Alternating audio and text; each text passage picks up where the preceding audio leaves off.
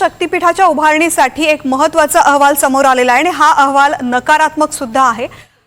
नागपूर आणि गोवा या दरम्यान शक्तीपीठ उभारला जाणार आहे आणि राज्याच्या वित्त विभागाने या संदर्भातला नकारात्मक अभिप्राय दिलेला आहे। येत्या मार्च 2026 अखेर राज्यावरील कर्जाचा आकडा हा 9,32,000 कोटींवरती पोहोचणार आहे। अशा वेळी शक्तीपीठ महामार्गासाठी खुल्या बाजारामधून कर्ज उभारणी करण्याचा प्रस्ताव आर्थिकदृष्ट्या व्यवहार्य नाही असा अभिप्राय वित्त आणि नियोजन विभागाने दिलेला आहे।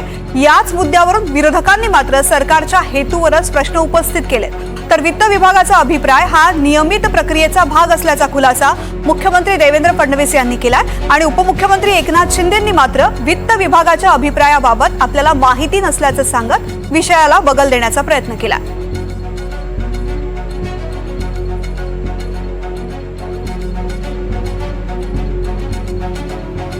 वर्षाअखेरीस कर्जाचा बोजा हा 9 लाखाच्या पार होणार आहे आणि यामुळेच वित्त विभागाने या संदर्भातला अभिप्राय दिलेला आहे। खुल्या बाजारातून कर्ज उभारणी व्यवहार्य नाही असं सांगितलेलं आहे।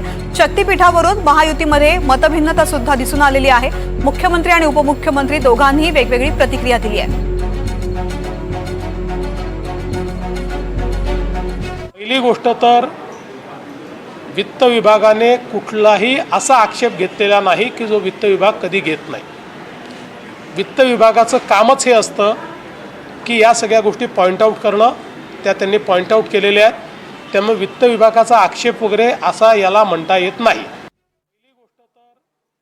SRDC कडनं जे महत्त्वाचे प्रकल्प केले जात आहेत त्यावर आता अर्थ खात्याकडनं देखरेख ठेवली जाईल अशा प्रकारची एक माहिती समोर आली आहे। ते माहीत नाही, अरे बाबा ते मला माहीत नाही आहे आणि त्याच्याबद्दल माझ्या कानावर काय माहिती आलेली नाही।